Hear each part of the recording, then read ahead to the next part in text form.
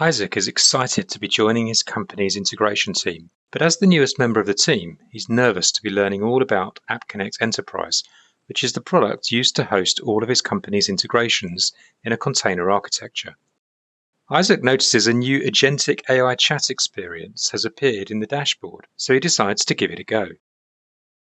I'm new to A-certified containers. Could you tell me what an integration runtime is, please? Without having to go off searching the internet for documentation, the agent has neatly summarized the purpose of an integration runtime container. Isaac would like to apply this new knowledge and understand more about his company's architecture, with an eye on becoming an expert administrator, just like his colleagues.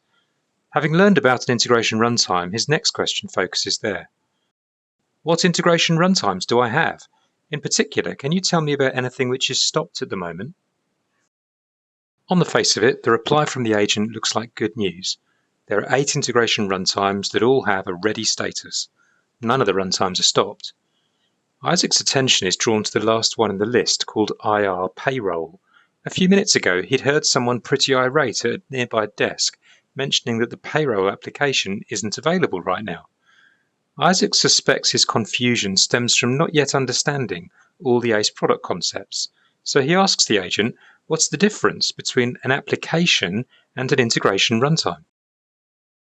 The documented reply and links are helpful, and Isaac figures out that the application is the name of the artifact running inside the integration runtime container. Given this, Isaac's next question dives into listing the names of all the applications inside all the integration runtimes. This requires the agent to go beyond information which is recovered from the Kubernetes cluster level. Underpinning this architecture, these prompts from the user are being sent to an agent architecture that utilizes a couple of different LLMs which are deployed in the public IBM cloud using the watsonx AI service. The agents can also reach into the individual integration runtimes and report on the deployed artifacts. This reply has helped Isaac with a clear view of the product hierarchy. Runtimes host applications that in turn provide groupings of message flows.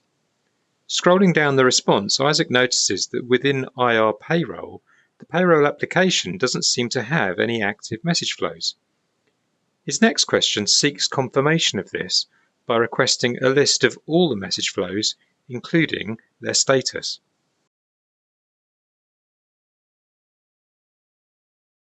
There's undeniably something not quite right here, as the message flow isn't running. So Isaac seeks some help with troubleshooting by next asking the agent to provide some possible reasons that could cause a message flow to not be started when it's deployed. Wow, this agent's pretty helpful. It looks like there could be quite a few different reasons why a flow might not be running. In particular, Isaac starts right at the top of the list and considers that configuration errors or dependency issues may be to blame. Isaac remembers that one of his colleagues was attempting to make some updates to the payroll application yesterday and wonders whether an important dependency may have been accidentally forgotten.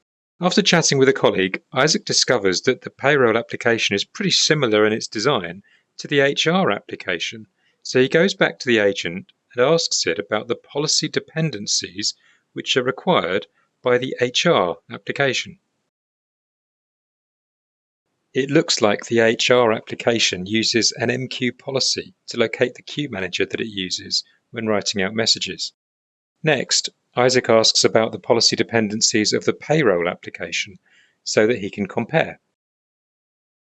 Sure enough, the payroll application has no policies. It's now time for Isaac to be the hero and go tell his colleague that the reason the payroll app is down is that the policy wasn't deployed. Flushed with his success, Isaac has another thought. He knows there's a plan to upgrade the HR application later today as well, and he thinks it might be a good idea to preemptively warn that department just in case there's any other problems.